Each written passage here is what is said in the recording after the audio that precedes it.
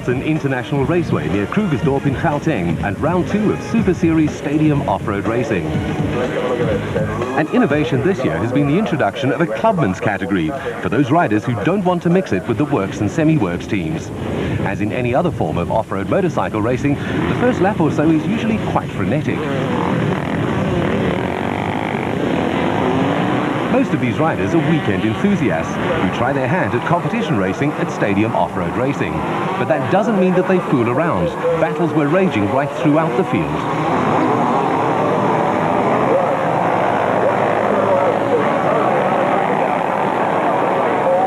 Bruce van der Merwe on a Honda led the field, having won both the previous races of the day. Although he had a clear track in front of him, a gaggle of bikes were fighting for second position. Roy McDonald on a Honda was trying to keep Zuki Eckermans and Malcolm Furness, both also on Hondas, at bay, while Johan Kloos stayed in the thick of things. McDonald was pulling clear, but he wasn't out of danger yet as the rest of the field streamed through.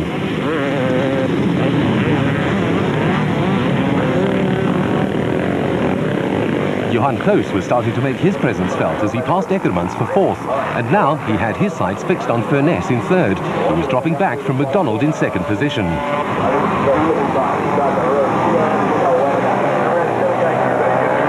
Meanwhile, Bruce van der Merwe was in a comfortable position, which he held on to until the end. Kloos made his way past Furness, while McDonald fell and didn't finish the race. Eckermans ended up in 4th position.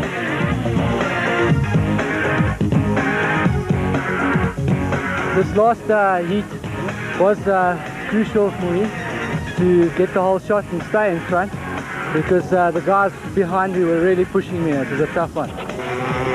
In the final race of the day for the Super Quads, Clayton Du Plessis and Evan Hutchison renewed their rivalry of the previous 2 races.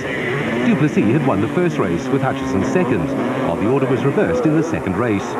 Hutchison had a 21 points lead over Du Plessis after the first round of the championship in February, but with a total of 90 points available on the day, every point counted, and both riders wanted to score the maximum. All the riders in this category use Yamaha Banshees, so setup and riding skills are the only factors to make a difference.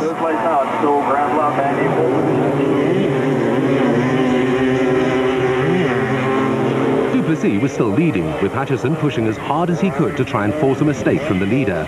In 3rd position was Graham Love and Ricky Giannocaro adding to the pressure. With the battle for the lead keeping the pair fully occupied, Love was able to close in and join in the fray, making it a 3-way battle at the front. The pressure showed as Du Plessis went wide in the tight left-hander, allowing Hutchison to stick his nose in front. But Du Plessis wasn't going to give up without a fight, took a deep breath and held his line through the long right-hander coming into the main straight. He forced Hutchison wide and retook the lead. Hutchison lost some time in that manoeuvre and decided to take the wide line through the fast right-hander, hoping to get a slingshot out of it.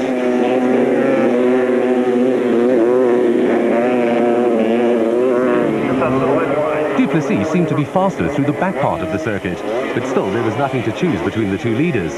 In fact, Graham Love was just waiting for something to go wrong for him to pounce.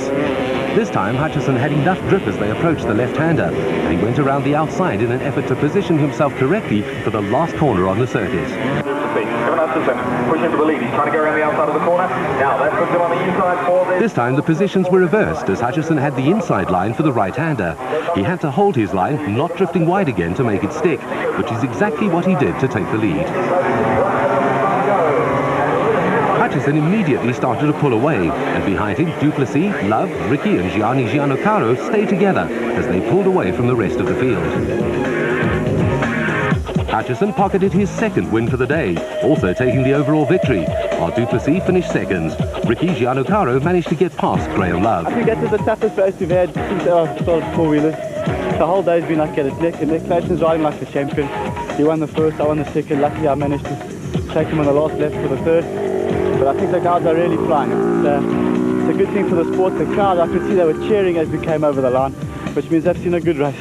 Last event, right here. In the open motorcycle category, Brian Hunt had already won the previous 2 races, and he made his intentions known early on with a great start in the 3rd race. The Fuchs Silkeleen AGA Panasonic KTM rider got the whole shot and was leading Freddie Fourie on his Elna Fox Kawasaki and Alex Lennertz on a Honda into the first right-hander.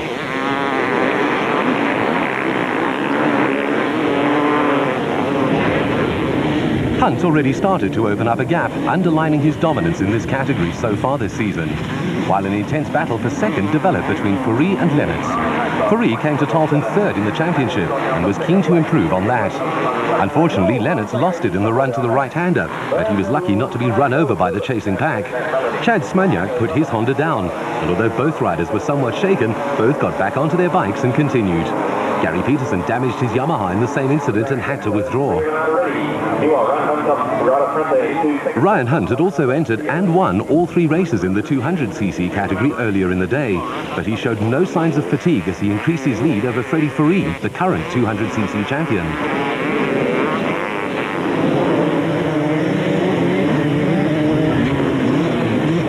The battle for third was now between Greg Aspinall of Panasonic Russell Campbell Racing on his Kawasaki and Alan Julian on his Honda. Guy Henley on the other Panasonic Russell Campbell Racing Kawasaki was getting closer. In a beautiful manoeuvre, Julian took Aspinall for third. Fourie was still holding on to his second position. Julian was in third ahead of Aspinall, but behind them another battle was brewing for sixth between Grant Bloomfield on his Honda and Gary Lipchick of Honda Sansom.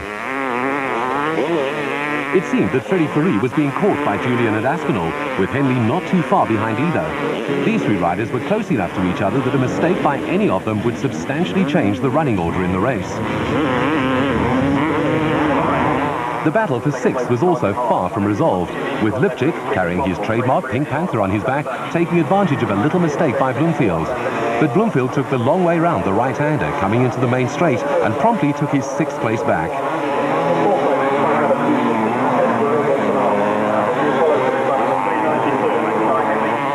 Hunt was in absolutely dominating form, clearly showing that he wanted to build as big a championship lead as possible early in the season, and he literally rode away from the rest of the field. With this victory, Hunt made it 6 out of 6 for the day, having taken the overall win in the 200 category earlier too. We got the whole shot, and it was plain sailing from there. I had a clear track in front of me, not too much pressure from behind, and we're going into the next round now with a full set of points. So I'm quite happy with that. It was start number 4 for the youngsters in the final race of the junior motorcycle category, after the first race was declared null and void following complaints about alleged jump starts. Brian Newton led the field on his Suzuki, closely followed by Jamie Hilton on another Suzuki and Cole Stagan on a Yamaha. Race favourite and winner of the first 2 races, Gareth Swanepoel on his Elna Fox Kawasaki, was down in 5th. Coming out of the right-hander, though, Hilton had taken the lead with Stagan up into 2nd, while Swanepoel had made up 2 places to lie in 3rd. Jamie Hilton, son of well-known Barry, had finished 3rd and 2nd respectively earlier in the day, while Stagan had a 6th and a 3rd. Hilton has shown strong progress so far this season and was obviously intent on improving on his 2nd place in the last race. Swanepoel has a reputation for fighting his way through the field and then disappearing into the distance, but it seemed that this time he wasn't going to have it all his own way. This was a great battle for the lead between Hilton and Stagan, but as they slowed going into the right-hander at the far side of the circuit, Gareth Swanepoel swooped in like a hungry eagle and went around the outside to take the lead. What was that about 2 dogs and a bone again? Swanepoel's been dominating the junior motorcycle scene for the past 2 years, and he seems set to continue in the same way in 1998. The biggest loser in that manoeuvre was Jamie Hilton, who dropped back to 3rd behind Carl Stagan. But all was not lost, as the slightest mistake by any of the front runners would be to his benefit. The order remained the same though, and Gareth Swanepoel brought his Elna Fox Kawasaki home in 1st position for the 3rd time on the day and the 6th time in a row this season. Despite his 3rd, Hilton took 2nd overall. I got in a right start, so I managed to catch up into the front, and once I got into the front, I pulled a little gap, not a very big gap, but it was alright. The track's getting very rough, you have to pick your lines carefully, and the track the way it is now is very even for everyone. Arguably the biggest attraction in the Super Truck category was the debut in Super Series of motorsport legend Sarel van der Merwe. Having won the first 2 races of the day already, Van der Merwe made a great start in the 3rd race to lead Claudio Piazzamusso and his brother Paolo into the first corner. Behind them, p.m., Craig Draper struggled away from the line as the super special vehicles got underway, led by Jackie Hubert.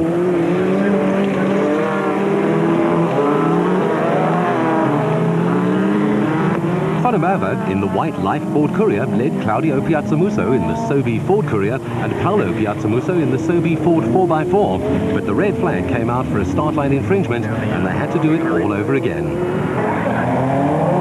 This time there were no problems and the four super trucks stormed towards the first corner. First Fanamava, then Claudio Piazzamuso and Paolo Piazzamuso neck and neck with Craig Draper in the second Life Ford Courier. The super specials also got away cleanly, Jackie Hubert leading Henry Kirsten and Max Moore. The only entry in the production vehicle category was Frank de Cleef. Paolo Piazzamuso came to Tarleton with a 1-point lead in the championship over his brother Claudio, who beat him in the second race earlier in the day. Claudio decided to go for the lead and attacked Fanamava as they approached the final corner of the circuit. But entry speed and the right line are critical to get through the right-hander, and Piazzamuso got it wrong on the very slippery surface, losing his lead and letting his brother through. Fanamava had to back off and lost his lead in the process. The multiple former South African rally champion had never driven in this form of racing before and was giving a fine display of the racing and car control skills that brought him numerous road racing titles as well. By his own admission, he hadn't had so much fun in a long time. Frank de Cleef in his F&D Racing VW Beetle was a lonely runner in the production vehicle category, battling it out with competitors in the special vehicle category and the slippery surface.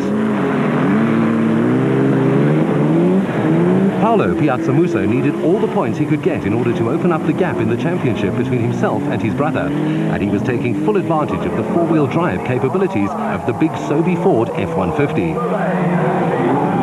Claudio Piazzamuso was as desperate for maximum points, but after his earlier spin, he got stuck behind Craig Draper, and his desperation showed. At the front, Fanamava was slowly starting to lose ground to Paolo Piazzamuso, who was making sure that he made no mistakes in a controlled, smooth drive. Piazzamuso and Fanamava are no strangers to each other on the battlefields of South African motorsport, the two having competed against each other in national championship rallying for the last 2 seasons. Although Fanamava has been rallying in front-wheel driven vehicles for the last year or two, he was relishing the rear-wheel driven sensations of the Life Ford Courier.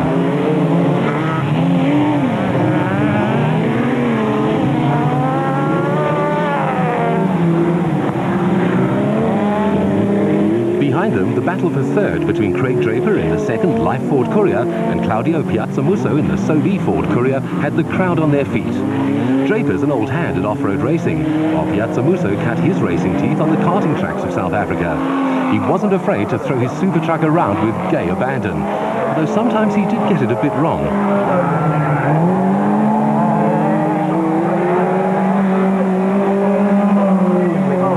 The track had been wetted just before the start of the race, so the drivers had to be very careful not to lose it as they put the power down out of the corners. Paolo Piazzamuso had the advantage of four-wheel drive, but it still took some skill to keep the Sobe Ford in as straight a line as possible. The two rally drivers gave a great display of driving skills, as did Claudio Piazzamuso and Craig Draper. Jackie Hubert in his Jojo Tanks Beetle 4x4 was leading the super special category, ahead of Henry Kirsten in his Rockbit Chenoweth. Unfortunately, Max Moore parked his car next to the side of the road, which left only Hubert, Kirsten and Dion Moons in his Toyota in the field. As the flag dropped, Paolo Piazzamuso crossed the line first to his great delight, ahead of Sarel Fanamava, who couldn't find a way to close the gap. In the super special category, Jackie Hubert made it 3 in a row for the day, extending his championship lead. And it was a pity that de Cleef had no opposition. Paolo Piazzamuso opened up his championship lead over his brother Claudio, although Fanamava took the overall victory for the day in the super truck class. It was fantastic. I'm really happy for the team. They worked hard. The truck performed well. I paid the water guy lots of money. Made the track really slippery, which paid off for the 4x4. And it's his first win, so yeah, we're really delighted.